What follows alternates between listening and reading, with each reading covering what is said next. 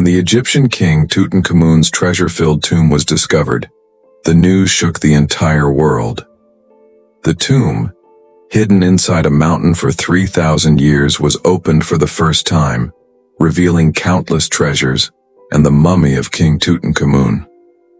The gold found in this tomb was completely pure, with a total weight equivalent to 103,000 tolas of gold, roughly the same weight as a Toyota car.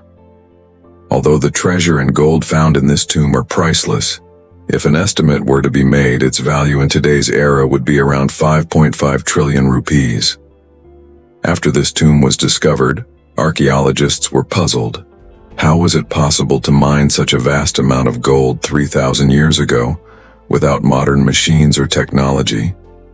French gold expert Thomas Cauchy and his team set out to solve this ancient mystery. First, Thomas studied the gold from the tomb for several years and compared its composition to gold found in different locations.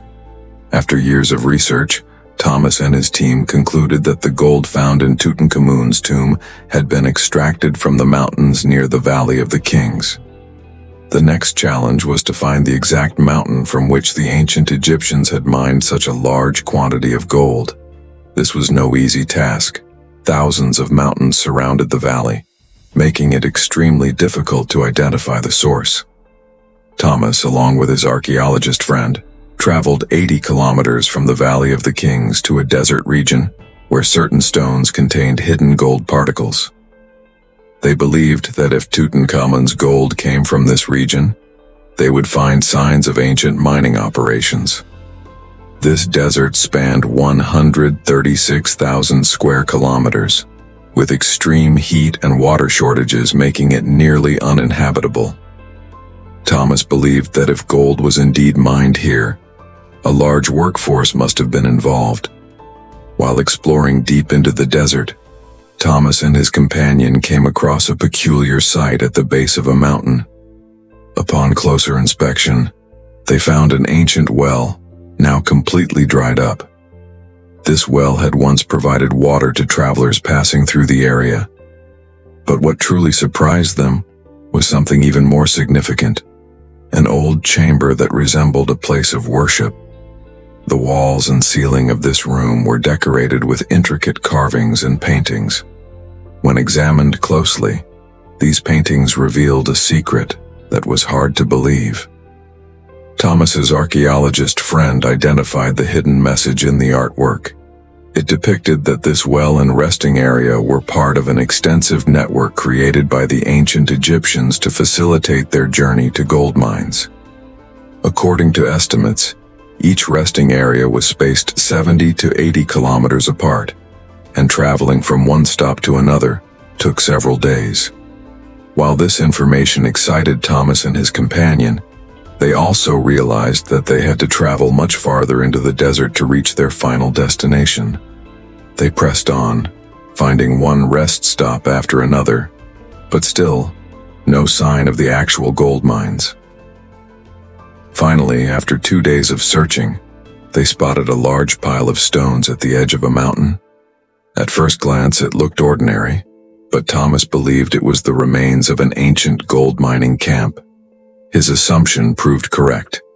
Here, they discovered old mining tools used to crush rocks and extract gold particles. The ancient Egyptians had used simple tools to break down these rocks and separate the gold. As they continued searching the site, they found even more mining tools scattered around. Thomas, being well versed in ancient gold mining techniques, suspected that the Egyptians would have dug tunnels into these mountains to extract gold-rich stones, which were then transported to the mining camps. However, despite their findings, they could not locate any of these tunnels.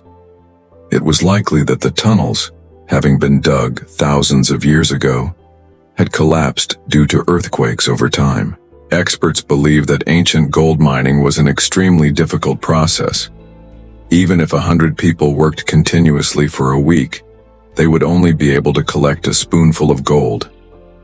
This suggests that thousands of ancient Egyptian workers must have been involved in mining the gold found in Tutankhamun's tomb, and the process would have taken many years to complete.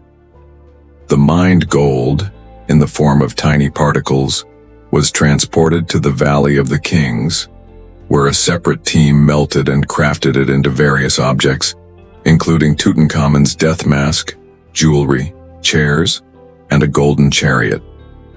When British archaeologist Howard Carter discovered this tomb in 1922, it contained over 5,000 different artifacts. Simply cataloging these items took British archaeologists a full 10 years.